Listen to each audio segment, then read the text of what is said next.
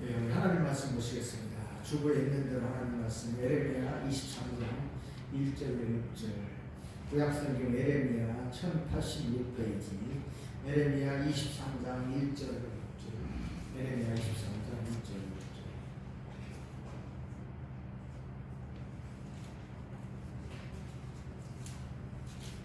에레미야 23장 1절부터 6절 말씀 1절부터 6절 말씀 같이 보겠습니다. 시작. 여호와의 말씀이니라. 내 목장의 양떼를 멸하며 흩어지게 하는 목자에게 와 있으리라. 그러므로 이스라엘 하나님 여호와께서 내 백성을 기르는 목자에게 이와 같이 말씀하시니라. 너희가 내 양떼를 흩으며 그것을 불안하고 돌보지 아니하였도다. 보라 내가 너희의 약행 때문에 너희에게 부응하리라. 여호와의 말씀이니라.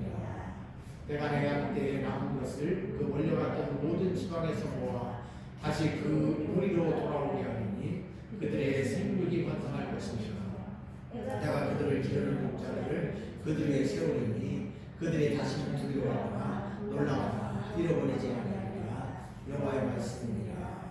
여호와의 말씀이니라. 보라 때가 이르리니 내가 다윗에게 한 의로운 가지를 일으킬 것이라. 그가 왕이 되어 지혜롭게 다스리며 세상에서 정의와 공의를 행할 것이며 그의 나라의 유다는 구원을 받겠고 이스라엘은 평안히 살 것이며 그의 이름은 여호와 우리의 공의라 일컬음을 받으리라. 아멘. 구원의 왕 예수 그리스도십니다. 1절부터 우리가 6절까지 읽었는데 특별히 5절로 6절에 있는 말씀을 중점적으로 오늘 이렇게 살펴보도록 그렇게 하겠습니다. 세상에서 죄와 전쟁은 끝이 없습니다. 주님 다시 오시는 날까지 죄와 전쟁은 있을 것입니다.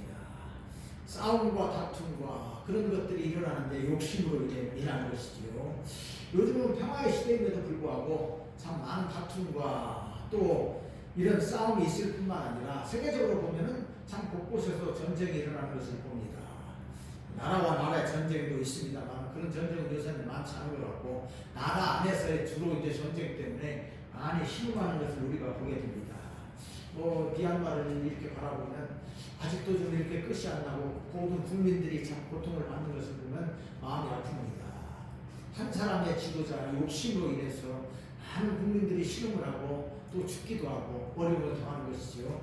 아프가니스탄 사태도 그렇고 요새는 이제 우크라이나 사태를 보면서 참 어려움을 느끼게 됩니다.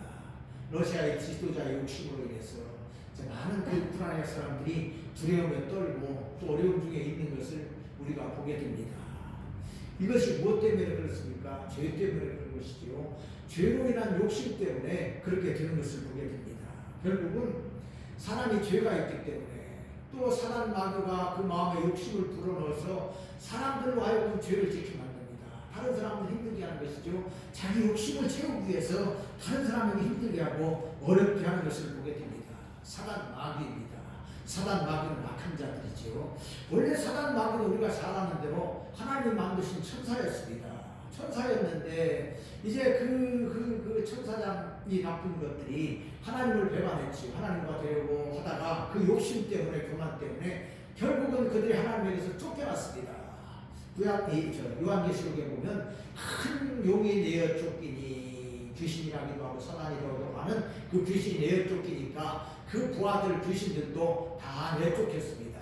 그리고 그들이 악한 짓을 하는 것이죠. 악한 사단이 되어가지고 이제 그 악한 천사들이 사람들을 괴롭게 하고 사람 마음속에 교만을 심어놓고 욕심을 넣어가지고 사람들을 괴롭게 하는 것을 우리가 보게 됩니다. 사단이 주는 욕심은 한이 없습니다. 한이 없기 때문에 언제까지 그 욕심을 부리느냐? 죽을 때까지 욕심을 부립니다. 죽는 날까지 그 욕심을 부리는 거예요. 그래서 이 어떤 약한 지도자들은 자기가 죽을 줄도 모르고 이렇게 욕심을 부리다가 결국은 최후의 잘못된 최후를 맞이하면서 죽어가는 것을 보게 됩니다. 사단 마귀가 이렇게 악한 것이지요. 사단 마귀는 참 귀신 같습니다. 사람의 약점을 귀신같이 파고들지요. 그래서 죄의 노예, 사단의 노예가 되게끔 사람을 만드는 것입니다. 아주 관귀한 것이기 때문에 그렇습니다. 그러게 성도는 늘 하나님의 말씀을 통해 가지고 기도하면서 지혜롭게 살아가야 됩니다. 우리가 예수님을 믿고 신앙생활을 해야 하는데 신앙생활도 참 잘해야 됩니다. 잘해야 돼요. 확실한 믿음이 우리 가운데 있어야 됩니다. 그러나 참 우리가 이제 요즘 이렇게 그 팬데믹 시대, 코로나 시대를 보면서 많은 교인들이 있지만 이 어려운 시대에 교회를 떠나는 사람들이 많고 어렵다고 교회에 참석을 안 하는 사람들도 많은 것을 보게 됩니다. 뭐 우리 교회도 뭐 그렇지만 큰 교회라고는 별반 다름없습니다. 뭐 요즘에는 웬만하면 3분의 1 나오고 잘 나와야 반 나오고 그런다 이런 이야기를 듣게 됩니다. 물론 이제 더 많이 나오는 교회도 있긴 하겠죠. 그러나 참 많이 어려운 것은 왜 그러느냐, 확실한 믿음을 갖지 못하기 때문에 그렇습니다. 국민일보 2월 2일자에 보니까 한국 리서치가 사람들의 이렇게 의식 구조를 조사를 했는데, 점을 보는 사람들, 점을 치고 점을 보고 그 다음에 또 보면 타로, 신점, 관상 이런 것을 보는 사람들이 5년 내에 이렇게 점 본 사람들이 한국인 중에 41%가 점을 보았다 그럽니다. 점을 쳤다는 게 41%가 그렇게 많은 사람들이 점을 치는데, 나는 이제 나이 많은 사람들이 주로 점을 보는 줄 알았더니 60대 이상 되는 사람들은 오히려 많지 않고 젊은 사람들이 더 많이 보는 것 같습니다. 타로라고 해요, 타로. 그래서 그것이 무엇이냐, 내가 인터넷에 물어봤더니 뭐 카드를 가지고 점을 치는 거랍니다. 젊은 사람들이 돈 주고 가서 이제 거기 가서 그 타로 점을 보는 거예요. 신접한 점도 보고 다 보는데 젊은이들도 참 많이 봅니다. 왜 그러느냐, 지식도 많고 참 잘 살아가는 것 같은데 그 심령이 어지러운 거예요. 그 심령 속에 예수님이 없으니까 그저 무엇인가를 의지하려고 점을 보고 앞날이 어두우니까 타로도 보고 신점도 보고 이렇게 보는 겁니다. 그런데 더욱더 안타까운 일은 무엇이냐, 기독교인들 중에 점을 보는 사람이 23%라는 거예요. 23%가 점을 본답니다. 참 답답하고 마음이 아픕니다. 옛날에 박연욱이라고 하는 그 분이 이제 원래 귀신 들리고 이제 뭐 그런 사람이었는데, 그분도 이제 예수 믿고 목사가 지금 됐습니다. 옛날에 이제 만수 집사 했을 때 이제 그 옛날 우리 이제 일경 교회 와서 이거 이제 간증을 한 거를 보니까 이제 귀신 들리고 이제 점을 치고 이러니까 권사들이 와가지고 집사님 제 이거 뭐 좀 하나 봐주세요 그런다는 거예요. 세상에 예수 믿고 변화된 사람한테 그런 쓸데없는 짓을 하는 사람들이 있다는 거예요. 왜 그렇습니까? 그 마음속에 예수님이 없으니까, 성령님이 없으니까 전보로 다니는 거예요. 전보로 다니는 거예요. 그 무슨 예수 믿는 사람입니까? 교회 안에 많은 교인들이 있지만 예수님을 믿지 못하니까 이런 일들을 하는 거예요. 23%라는 거예요. 말이나 됩니까? 그렇게 많은 사람들이 교회에 다니면서도 예수님을 제대로 믿지 못하니까 직분을 가졌지만 그런 삶을 살았단 말입니다. 참 답답한 것을 보게 됩니다. 우리 예수님을 잘 믿어야 됩니다.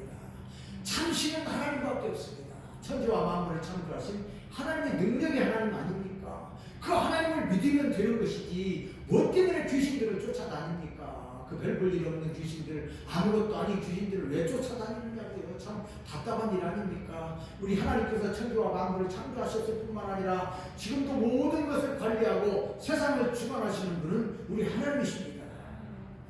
그러므로 우리는 신앙의 본질로 돌아가야죠. 구원은 누가 줍니까? 예수님만 주는 것입니다.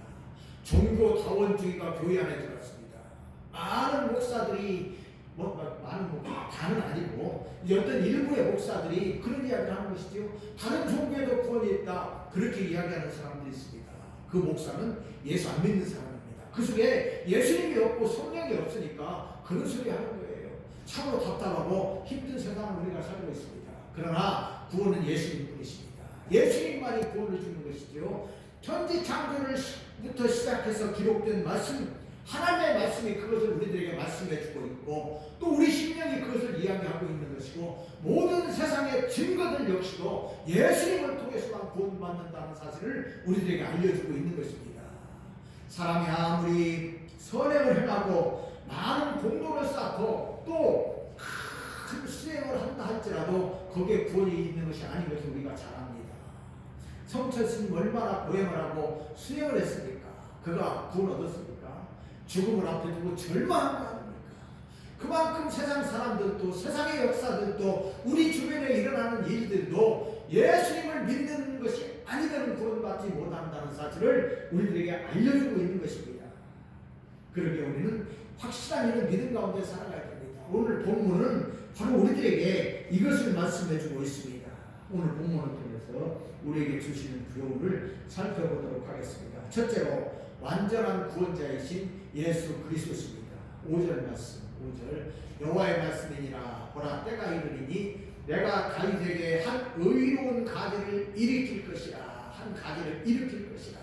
그가 왕이 되어 지혜롭게 다스리며 세상에서 정의와 공의를 행할 것이며 6절에 보니까 그의 나라의 유다는 구원을 받겠고 이스라엘은 평안히 살 것이며 그의 이름은 여호와 우리의 공이라 일컬음을 받으리라. 아멘. 이새의 뿌리에서 나오는 한 가지가 있습니다. 의로운 가지가 나게 됩니다. 그 가지가 누구냐? 예수님이십니다. 그분이 완전한 구원자이시지요. 이사야 11장에서 말씀하신 이새의 줄기에서 나온 한 싹이고 그 뿌리에서 나온 한 가지입니다. 그 가지가 결실해서 구원을 이루는 것입니다. 구약의 성경도 이것을 우리들에게 말씀해주고 있습니다. 그러므로 인생에게 구원을 주시는 분은 누구냐? 오직 한 분, 이새의 뿌리에서 나온 분이요 하나님의 아들이신 예수님만이 우리 사람들에게 구원을 주신다. 그 말씀입니다. 이것은 너무나도 분명합니다. 하나님의 말씀이 이것을 말씀하고 있기 때문에 그렇습니다. 그러므로 죄로 인해서 죽은 인생은 예수 그리스도를 통해서만 구원받고 죄의 용서함을 받는 것입니다. 예수 그리스도께서 구원을 이루시기 때문에 그렇습니다. 히브리서 2장 10절에 보니까 히브리서 2장 10절에 그러므로 만물이 그를 위하고 또한 그로 말미암아 예수님이시요 그로 말미암은 이가 많은 아들들을 이끌어 영광에 들어가게 하시는 일에 그들의 구원의 창시자를 고난을 통하여 온전하게 하시니 합당하도다. 아멘. 예수님께서 구원의 창시자다 이렇게 말씀을 하고 있습니다. 예수님이 구원의 창시자라는 것입니다. 그러므로 구약에서 많은 사람들이 살았지만은 예수님 말고 구원을 이룬 사람은 한 사람도 없습니다. 또한 구약에 사는 사람들도 자기들이 스스로 구원받은 사람도 아무도 없는 것입니다. 예수님 전에 없었습니다. 그러므로 구원의 창시자는 누구냐? 예수님이라는 것입니다. 예수님을 통해서 구원을 이룬다는 사실을 우리들에게 분명하게 말씀해주고 있는 것입니다. 죄인으로 태어난 사람은 그 누구도 남을 구원할 수 없습니다. 자신도 구원할 수가 없는 것입니다. 그런데 어떻게 모든 종교에 구원이 있습니까? 있을 수 없는 것입니다. 오직 예수님, 구원의 창시자이신 예수님을 통해서만 구원받는 것이죠. 고난을 통해서 구원의 창시자의 고난을 통해서 온전하게 하신다 말씀하고 있습니다. 예수님의 고난을 통해서 예수님께서 십자가에 죽으심으로 모든 사람들, 믿는 모든 사람들은 구원을 받는다는 사실을 성경은 우리들에게 분명하게 말씀해주고 있는 것입니다. 그러므로 어떤 누구도 구원을 받을 수 없습니다. 성인군자도 아까 말씀한 것처럼 수행을 행해도 누구든지 구원을 받을 수 없다는 사실을 우리들은 분명히 알아야 됩니다. 그러므로 구원은 오직 예수 그리스도십니다. 하나님의 아들만이 구원을 할 수 있는 것입니다. 그 하나님의 아들께서 세상에 오셔서 고난을 받으심으로 그 고난을 통해서 죄인이 완전하게 구원을 이룬 것입니다. 바로 예수 그리스도의 십자가 피입니다. 히브리서 9장 12절 말씀입니다. 9장 12절에 보니까 염소와 송아지의 피로 하지 아니하고 오직 자기의 피로 영원한 속죄를 이루사 단번에 성소에 들어가셨느니라. 아멘. 구약의 사람들은 오실 예수님을 바라보고 구원을 받았습니다. 구약의 사람들은 어떻게 했습니까? 자기가 죄를 지으면 짐승으로 하나님 앞에 제사를 드렸습니다. 짐승의 피를 흘려서 그 죄를 용서받은 것이지요. 죄를 지은 받은 사람은 그 죄값으로 영원한 죽음에 이르게 되는 것입니다. 정령 죽으리라는 하나님의 말씀 그대로 죽음에 이르게 됩니다. 그러기에 이 죽음에서 벗어날 수 있는 길은 피밖에 없습니다. 피는 생명이기 때문에 피를 흘려야만 죄를 용서받을 수 있는 것이지요. 그래서 구약에서는 사람들이 죄를 지으면 짐승을 죽여서 그 피를 드림으로 죄를 용서받았습니다.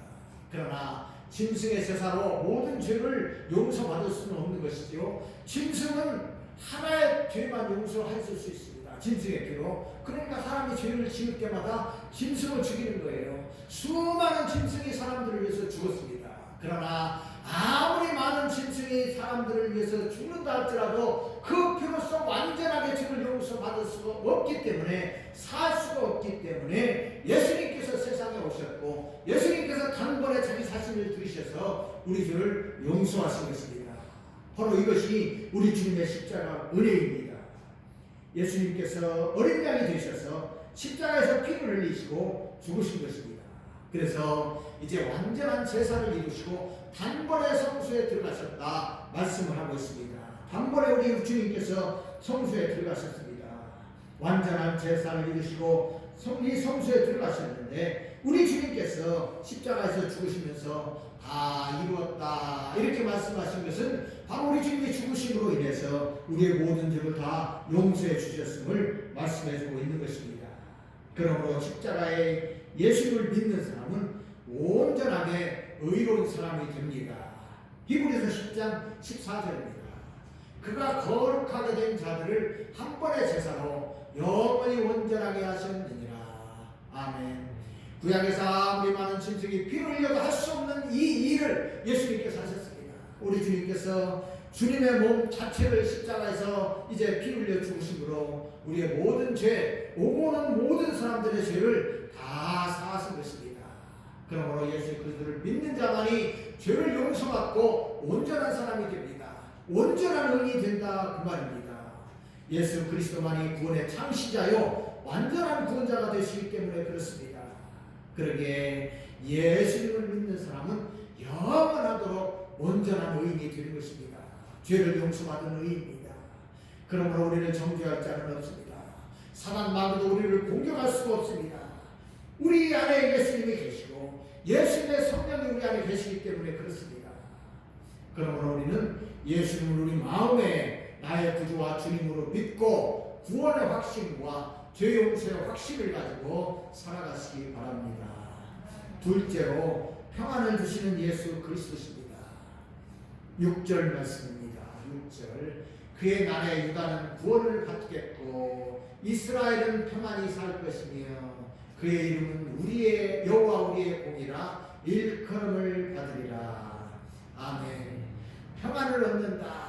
우리 주님으로 인해서 이스라엘이 평안을 얻는다 말씀을 하고 있습니다. 평안과 평안은 비슷한 말이기도 합니다. 평안은 내면적인 것입니다. 우리 안에 평안을 누리는 것이죠. 그런가 하면은 평안은 외적인 것입니다. 갈등이나 다툼이 없어서 평안한 상태가 바로 평화입니다.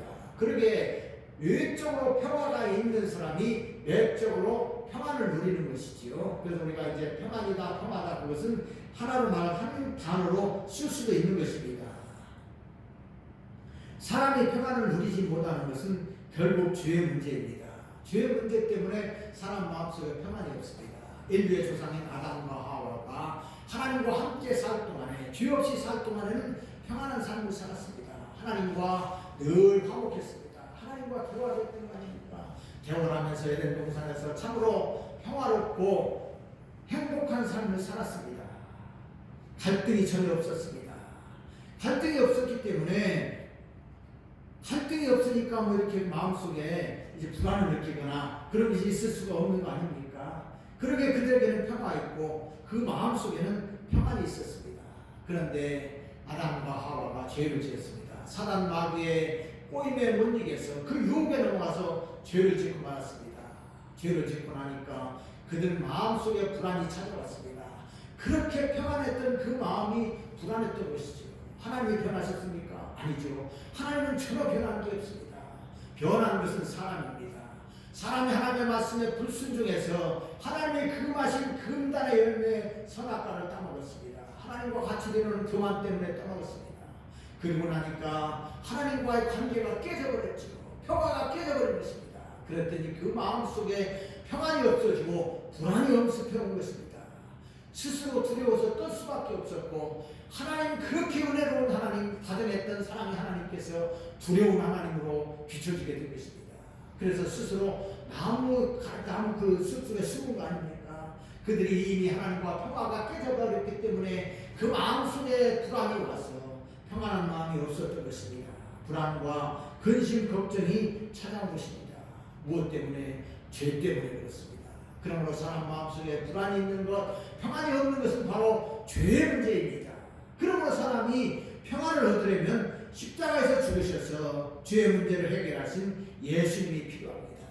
우리 주님만이 우리에게 평안을 주시기 때문에 우리에게 예수님이 필요한 것입니다. 주님이 주시는 평안은 주님 자신이 평화의 왕이기 때문에 우리에게 평안을 줄 수가 없는 것입니다.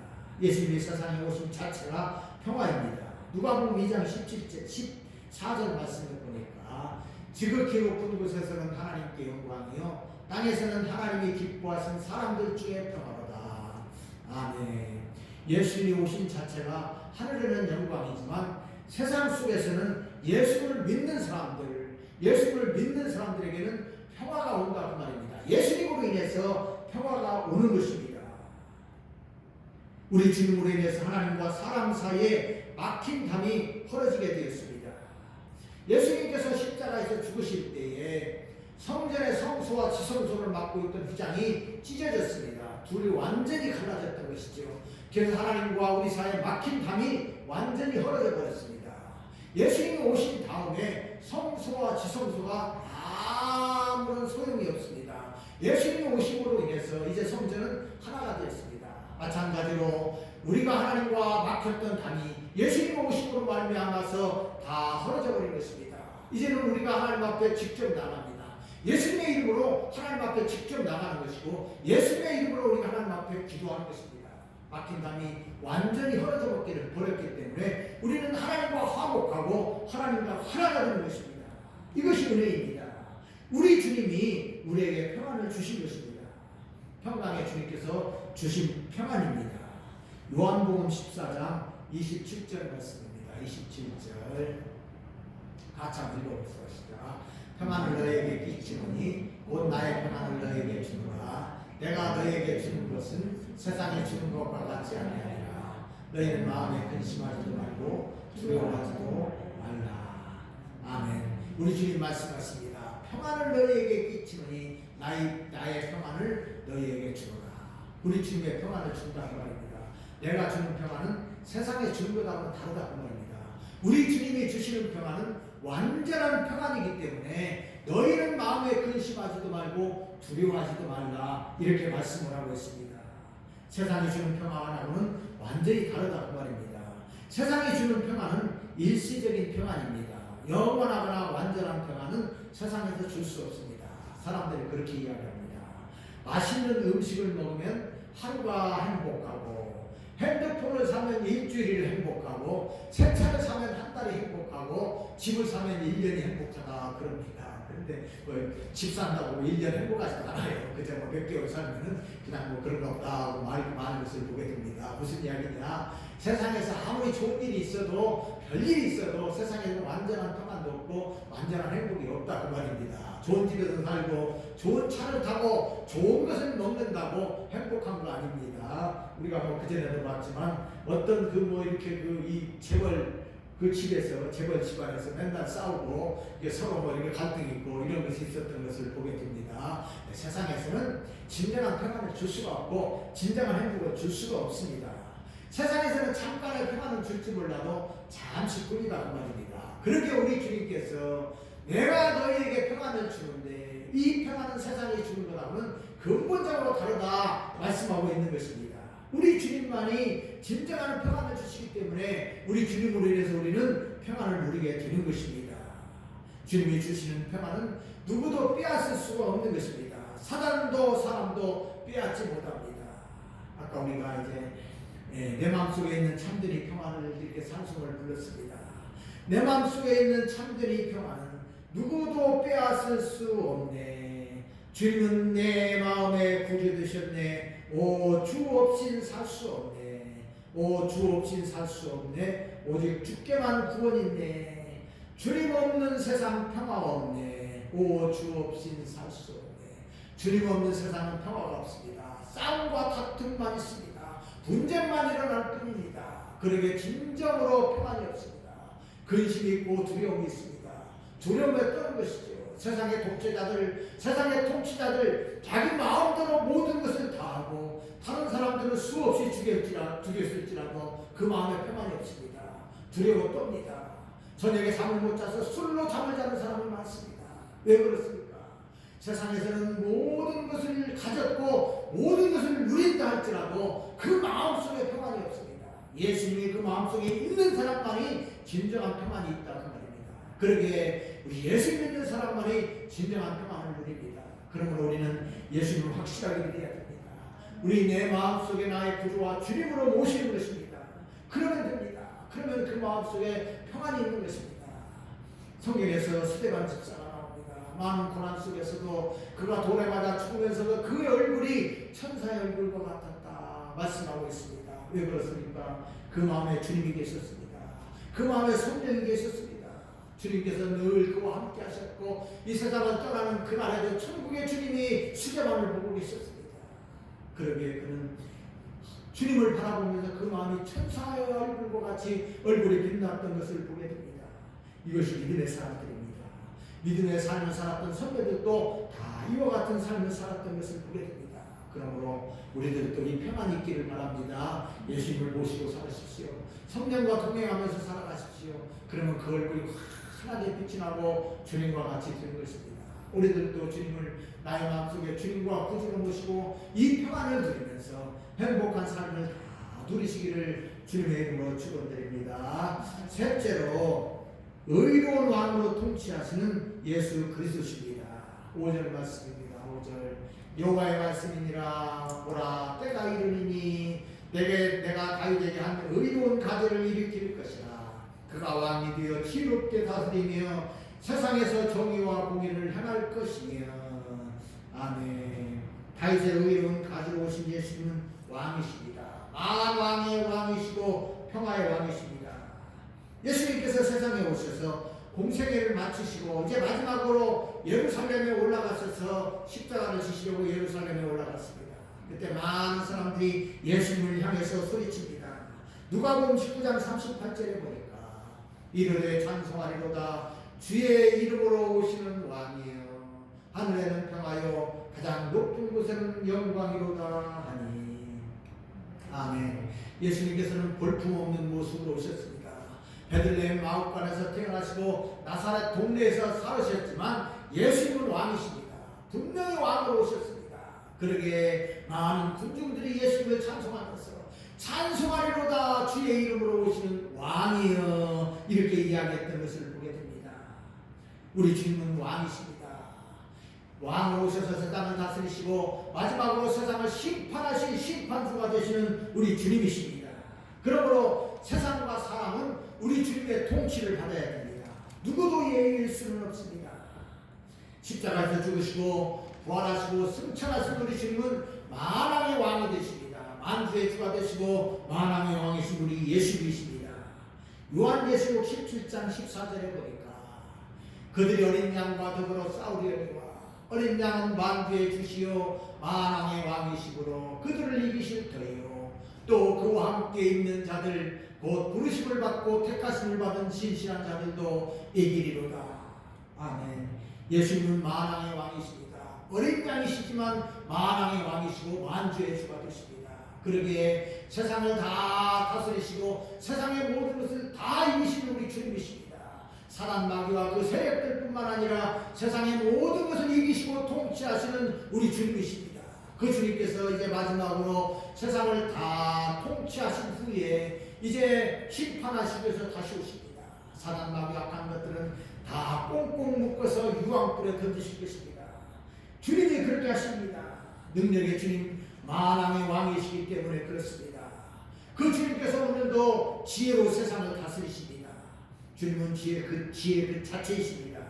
말씀이신 예수님이시기 때문에 지혜로 세상을 다스리는 것입니다. 그러나 세상의 왕들, 세상의 지도자들은 지혜자일 수가 없습니다.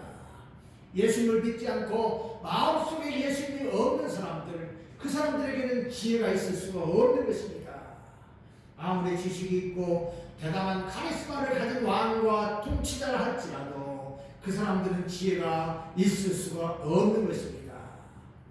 아까 우리가 1절에서 읽었지만 양떼를 멸하며 흩어지게 하는 목자같이 어리석은 자이고 자기를 위해서 통치하는 자들 뿐입니다.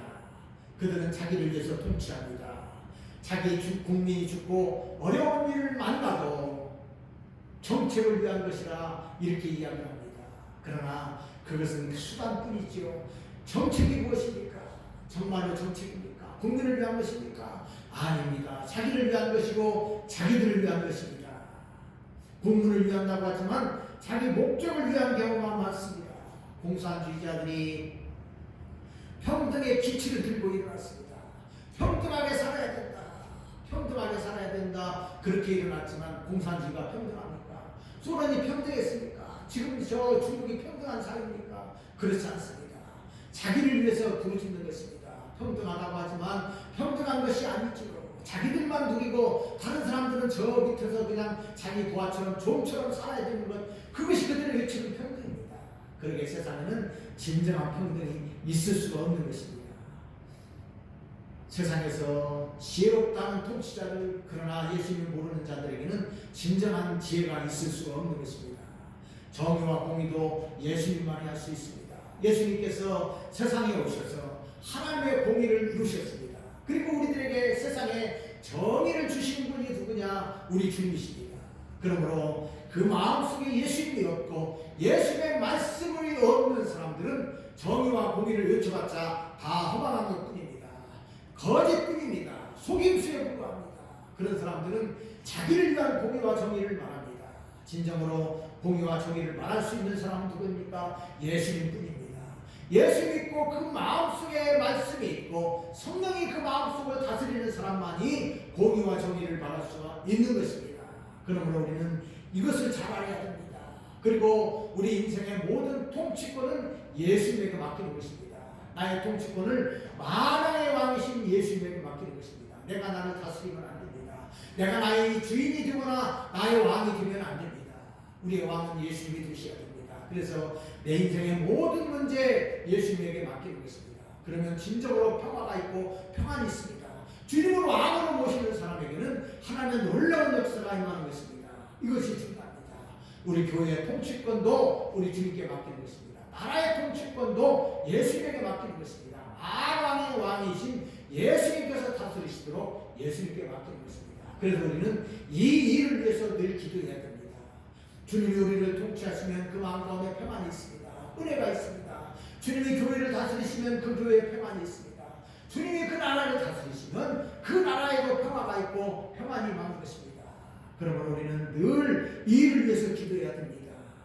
사람이 아니라 하나님께서, 우리 주님께서 대한민국도 다스려 주옵소서, 이렇게 늘 기도해야 될 줄로 믿습니다.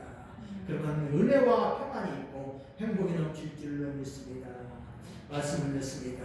하나님의 아들이신 예수님께서 우리를 구원하시기 위해서 이 세상에 오셔서 십자가에서 죽으셨습니다. 그 예수님께서 우리에게 평안을 주십니다. 우리 왕이 되신 우리 주님께서 우리 마음 가운데 평안을 주시는 것입니다. 우리 주님이 우리 가운데 계시고 우리 주님이 우리에게 평안을 주신다면 사단 마귀도 이 평안을 빼앗을 수 없습니다.